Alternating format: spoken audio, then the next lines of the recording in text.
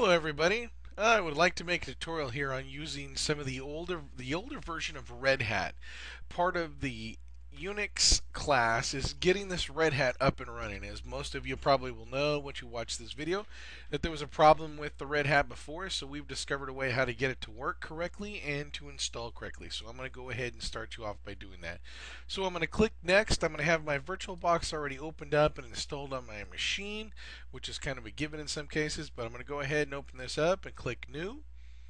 Next, and what I want to do is I want to select Linux, and I want to see if I have a Red Hat version, which I do right here.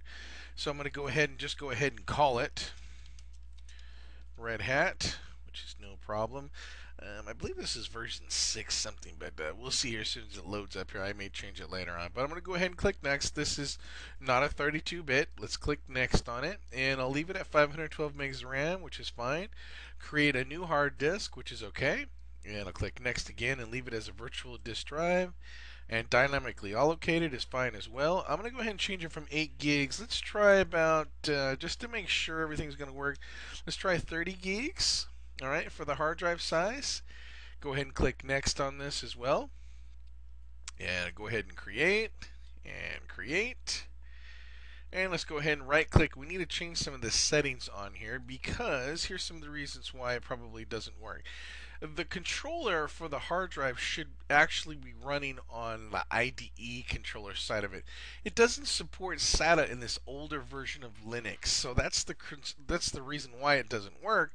So let's go ahead and open up this drive on the IDE controller and remove the SATA controller altogether. So I'm going to go ahead and remove it right now. And I'm going to go ahead and add the hard drive. Choose an existing disk, and I should have one on here since I already opened that one up. Actually, on my particular computer, that drive is now. There's a couple of ways to do this. I'm going to show if you were going through it.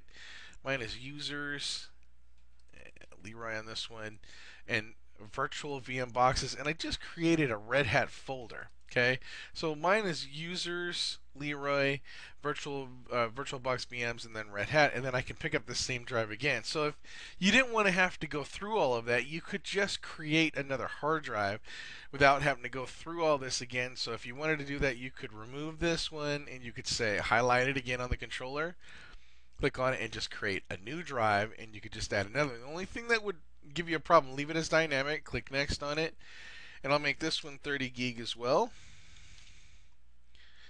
And notice that this is going to give me an error if I try to use the same name. Watch. No, it actually didn't because it didn't have a different name on it. So the other one was called Red Hat. So this disk works. So now I have another 30 gig one in there. But however, that makes there's 2 in there now. So that can build up space. But nevertheless, we can leave it as is because this will work now. So I'm going to click on the empty container for my CD-ROM. And I want to choose a virtual disk or file. And my particular ones are in my ISO folder. The ones that you would pull this off of is going to be on the server itself. That could be on the matrix server, which is the 192.168.10.45. In this case, the very first disk, I've put both of them as an ISO on the server. So the first one that you need is called disk 1. You need to highlight the disk 1 and open it. And you notice that it loaded it right here. Let's click OK. And I'm going to go ahead, right click on it again one more time since I closed it too quick. And I want to change the network settings, and I want to change it to bridged adapter. This way it can give me full access to the internet to run this. Okay? So let's go ahead and click OK on it. Double click on it, which should begin the install. And I want to go ahead and hit enter on my keyboard. And pretty quickly here we'll see it come up and it'll start booting up. It's detecting the hardware. We have a nice little graphic up here at the top.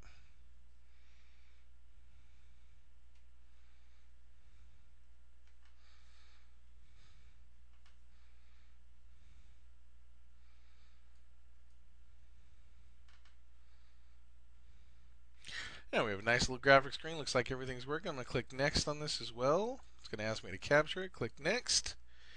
Leave it at English is fine. I don't need to change any of these settings, which is also going to be my default, so I'll click next again. And I do have a 3-button mouse, which I'm going to go ahead and click next on again. And depending on which one you're working on, the first one that I would try would be the workstation. Don't try any of these other setups until you've done the workstation. You have a working system, then you should go back and try each one and what each one offers you. So this one I'm going to leave it on workstation and click next again. Whoops. Click next. Have the installer automatically partition it. I would highly recommend that one first. So let's go ahead. Mouse is a little bit out of alignment here. Hang on just a sec. You hit down Control to get out of this. Stretch the menu down here a little bit. There we go. Click next. Yes, I would like to make this drive. Remove all partitions. Leave it default. Click next again. And yes. And this is the drives that it's going to create on there, which is perfectly fine. Let's click next on that as well. And still I'm going to go ahead and use the grub loader. Not changing any of the default settings by just clicking next again. I don't need to put a password on the grub loader either. Let's leave that off of there for now. Click next again. It's asking me what would I like to run on it. So my level of security, depending on how I want to get on the internet, probably no firewall. That way we have absolutely no restrictions on it, which would be the best to go through. So I'm going to click next.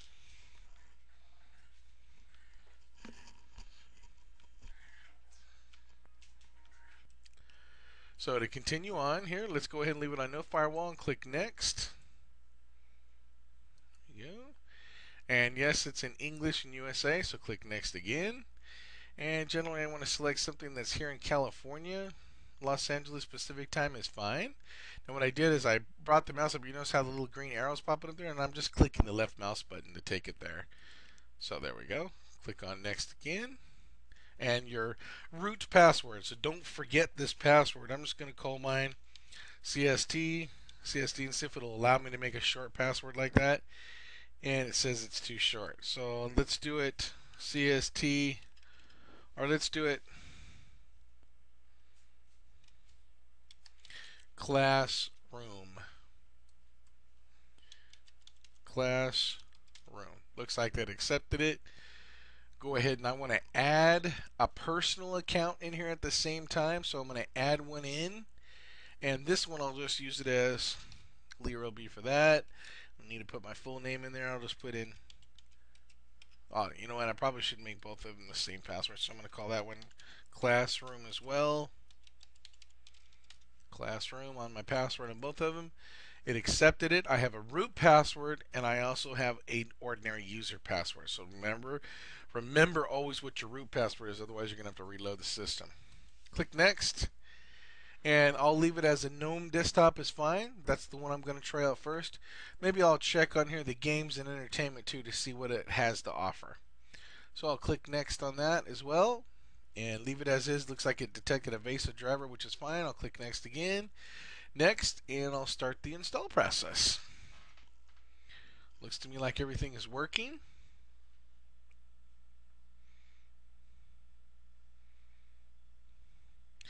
And I'm going to go ahead and pause it until it's just about done, and then when we need to bring the other CD in there, I'll unpause it.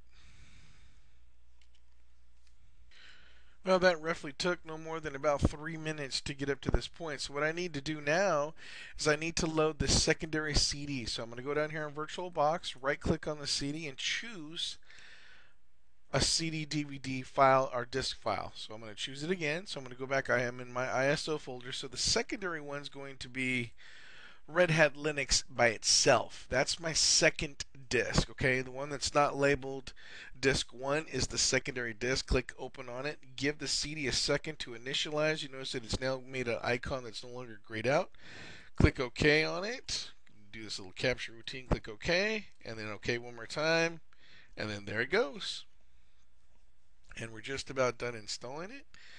Wait just a few seconds here.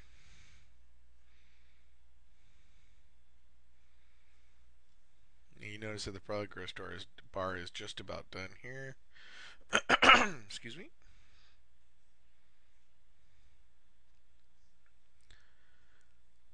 Go ahead and let that run through. We should be done here in just about any moment.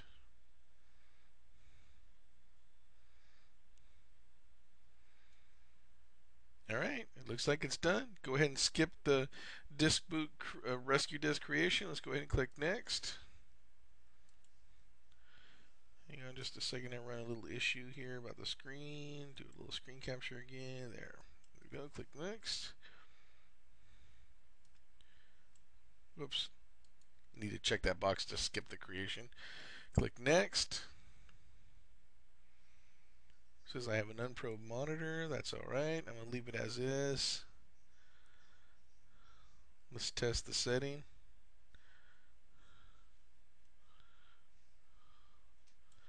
Looks like it worked just fine. I'll go ahead and click next on it again. Although I do notice that sometimes I get a little stuck. I have to press the control key to get out of the window.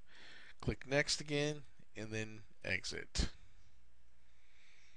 Need to make sure that I remove that CD. There it did. It actually removed by itself. So that's good. Just about done with this. Let it boot up. I'm going to hit enter to start it back up again.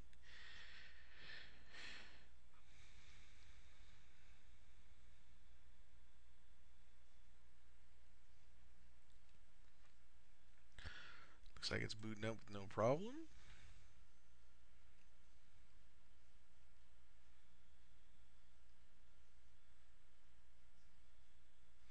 One thing we need to check when we get it up and running is we need to make sure that it's getting on the internet. We need to go through on how to fix that. Now it's asking me what my name was. Now if I was going to log on with, the first one was Leroy. But actually what I'm going to do is I'm going to log on as root. So I'm going to type in root. And then the password was class room and hit enter. Tell me I have logged on very easily and accidentally damage your system while you're doing it. Well, that means that you can update pretty much anything you want on it. We want to do that in this case, so I'm okay with that. And I want to make sure that we can get on the internet here. So let's go down to, looks like Mozilla. Let's make sure we can get out to a website here. It's not found. So let's go through and let's set the network card up to make sure we can get on the net. So let's look through the programs here. And I believe it's under settings. Let's see, is it under control panel here? Let me look.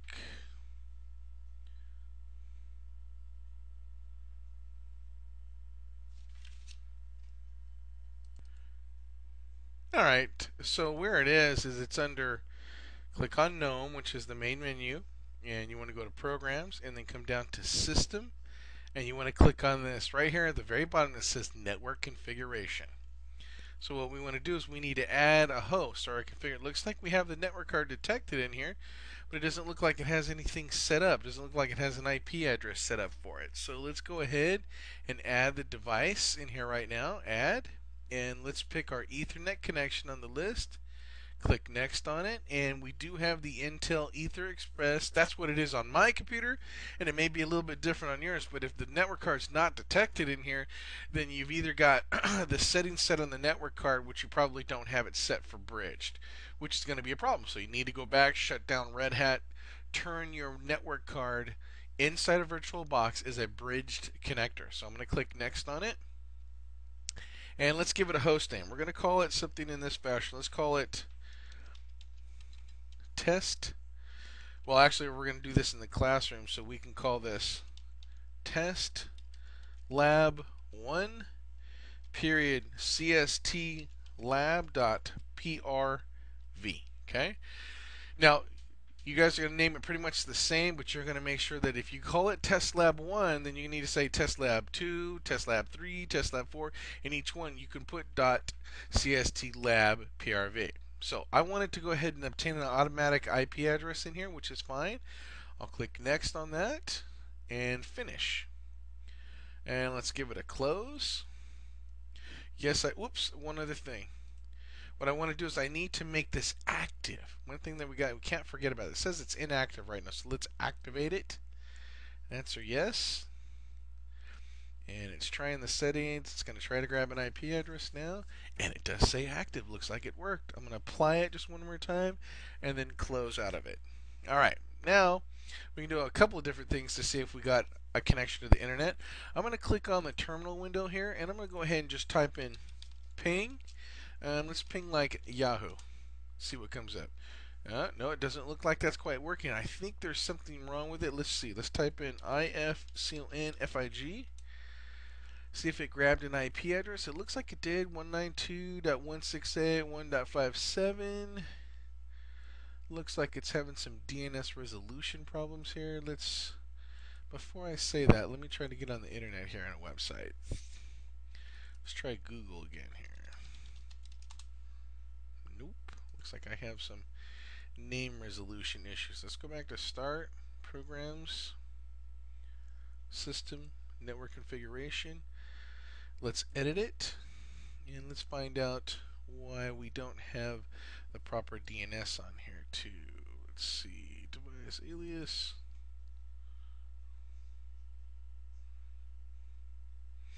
I wonder if it's the name that it's having an issue with, that it can't resolve that name, so it doesn't want to work.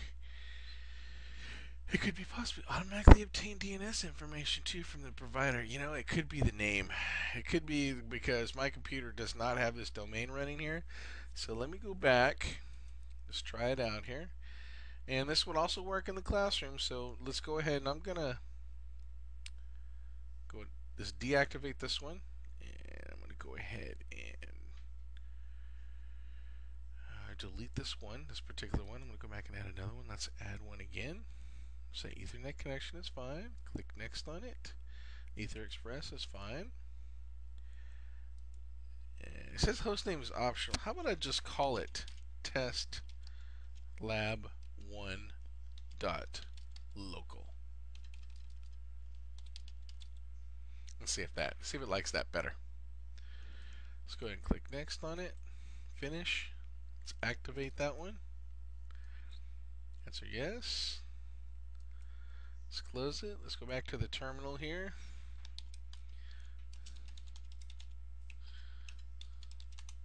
And look at that. It is a name resolution problem. So what it is that the CST lab doesn't exist here at my home, but you notice that it's responding to the server up there. You can see the IP address coming through. So I'm going to do a Control Z to stop that. Type in exit to jump out of the terminal window. I think it's either quit or exit, one of the two.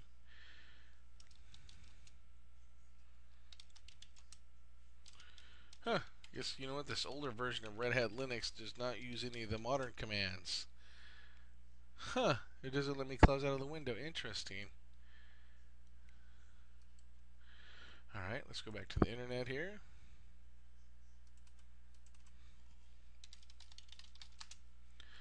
And I have resolution to Google now. It looks like everything is working in that respect. So now it's time for you to have fun with it. So now you've got Red Hat Linux up and running. You can get the command line to open up. You can pretty much show what's going on. PS AUX will show the processes that are running in here. You want to see that again? Let's see. Let me go back to where that terminal was. Let's move the window down a tad bit. So again, what that command was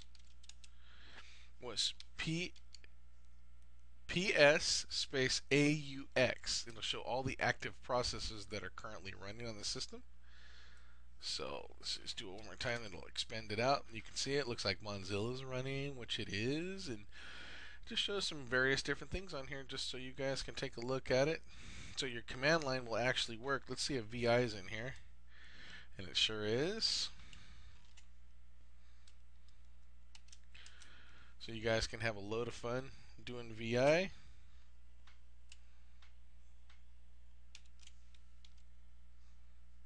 Alright. Thank you for joining us. And most of all, have fun.